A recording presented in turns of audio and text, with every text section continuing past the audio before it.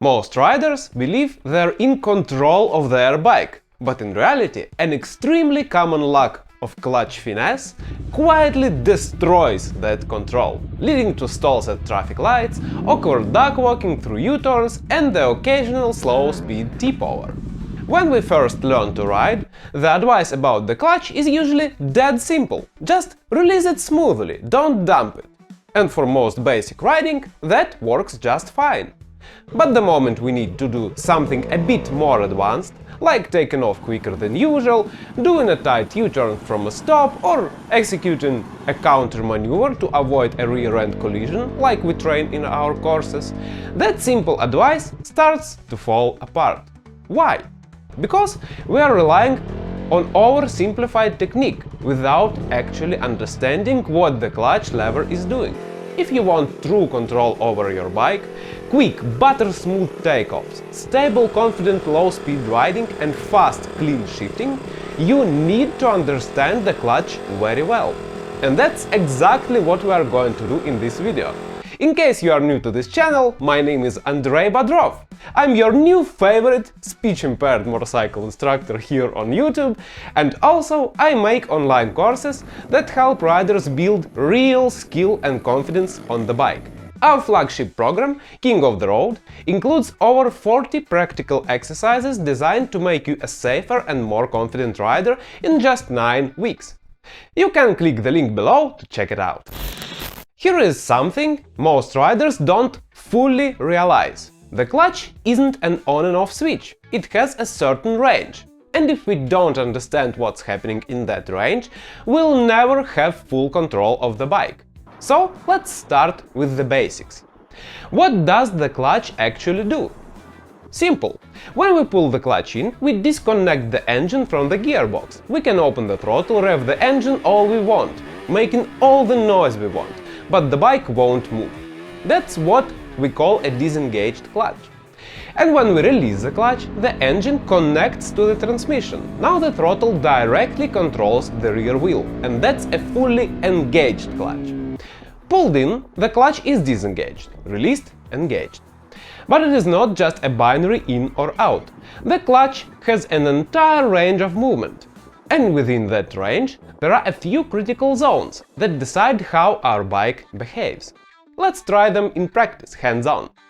Pull in the clutch, start the bike, put it in the first gear, and then slowly begin to release the lever. At a certain point, the bike just starts to creep forward. That's called the biting point or engagement point. Same thing. Everything before that point is the disengaged zone. It doesn't matter if we've got the lever pulled in all the way or only just a tiny bit more than biting point. The engine is still disconnected and the clutch is disengaged. But everything after the biting point is where the real fine control begins. That's the friction zone. The clutch is partially engaged, and as we keep releasing the lever, the connection between engine and gearbox becomes stronger and stronger. Eventually, when the lever is all the way out, we are fully engaged again. At the very end of the lever's travel, there is a little bit of slack. That's called free play. It is there to make sure our clutch still fully engages even when the engine heats up and everything expands during riding. If you ever notice that free play is disappearing when you are practicing your clutch control, that's a sign the clutch might be overheating. We'll come back to the overheating issue later, but for now, here is the main idea. The clutch isn't just an on and off. It moves through distinct zones, and learning to feel those zones is key to clutch finesse. It is really important to build muscle memory for where the biting point is on your particular clutch. And when we release the clutch, it actually doesn't matter how fast we do it up to the biting point. We can let it out very quickly, no problem.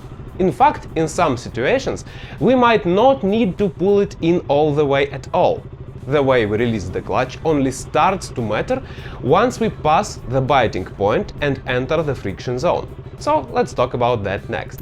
How do we actually use the friction zone and why it is such a powerful tool for slow speed riding? The whole idea is this.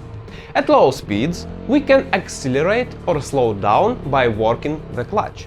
And more importantly, we can use the clutch to balance the bike instead of trying to muscle it with our legs or upper body. That means no matter how heavy the bike is or how high the center of mass sits, we can keep it perfectly stable because we are using the engine's power to stay upright. Here's how we do it.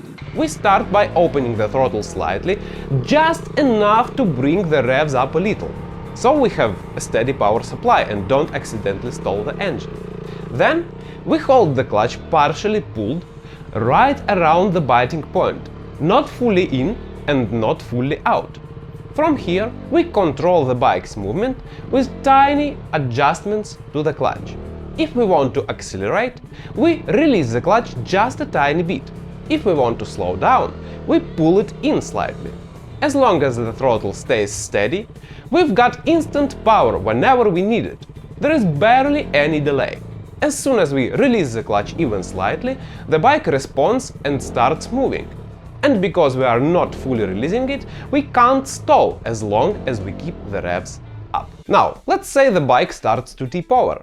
There is no need to panic, put a foot down or fight it with our body. We just release the clutch slightly, the bike gains some forward momentum and balances itself again. Clean and simple. We are not wrestling the bike, we are finessing it with our fingertips. Now let's talk briefly about the rear brake and how it fits into this. Some instructors will tell you to drag the rear brake constantly during slow speed riding. Personally, I don't like this method and I don't teach it, and here is why. Dragging the brake the whole time builds up a lot of unnecessary heat in the clutch, the brake system and even in the engine.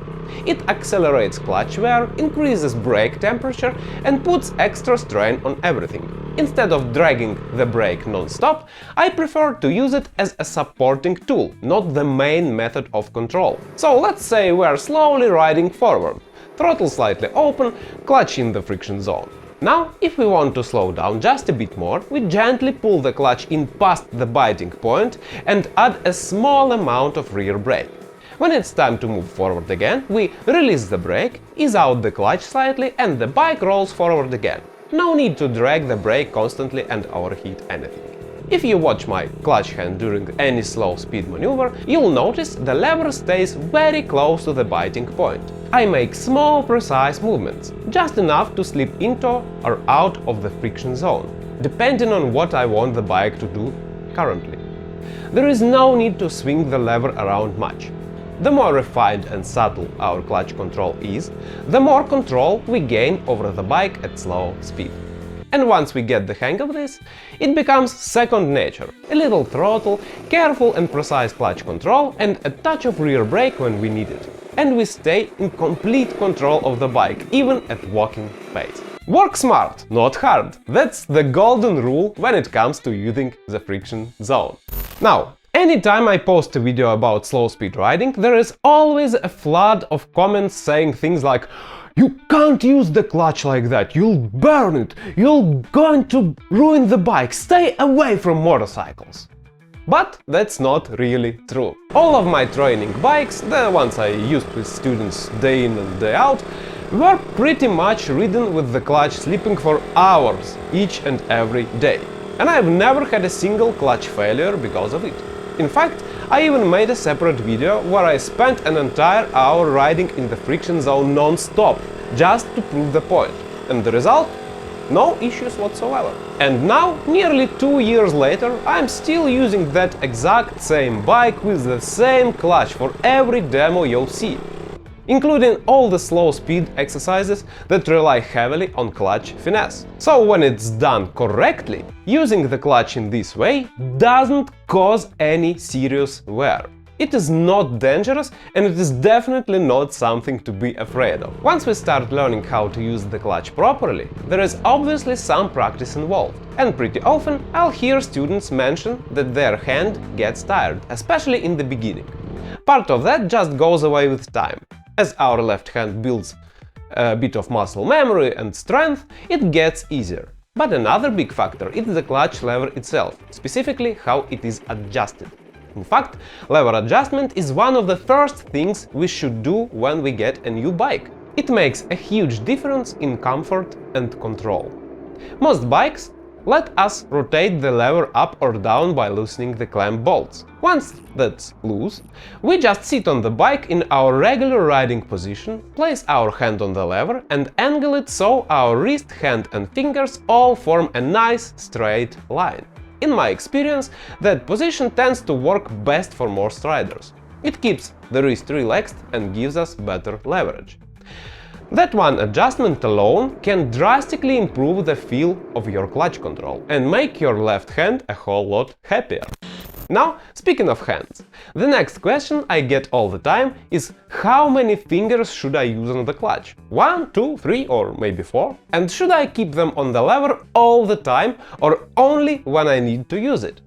There is no single right answer. It really depends on your bike and your riding style. For example, if you ride off-road a lot, you'll probably already found that 1 or 2 fingers is the way to go.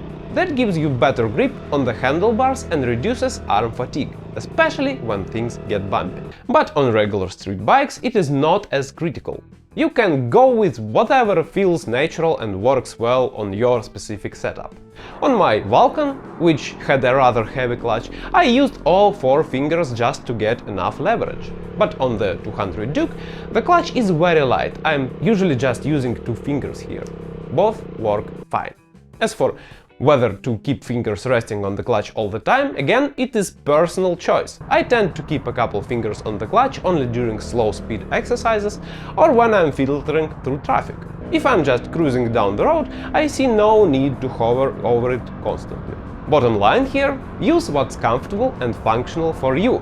There is no absolute right way here. Just make sure whatever method you choose gives you the control you need without extra fatigue. But clutch control is just one part of the puzzle. In my King of the Road course, we go way beyond that. We cover over 40 exercises which teach real-world riding techniques designed to build total control and confidence on your bike. From balance and throttle control to smart braking and emergency maneuvers, it's all there. One of the techniques we teach also help with really common problem – jerky throttle response at low RPM, especially on fuel-injected bikes. That snatchy feel can ruin your slow speed control, even if your clutch technique is solid. But the good news? There is a surprisingly simple fix, and I break it down step by step in this video right here. And on this positive note, I think it's time to wrap it up. As usual, thank you for watching, ride safely and have a wonderful day. Bye!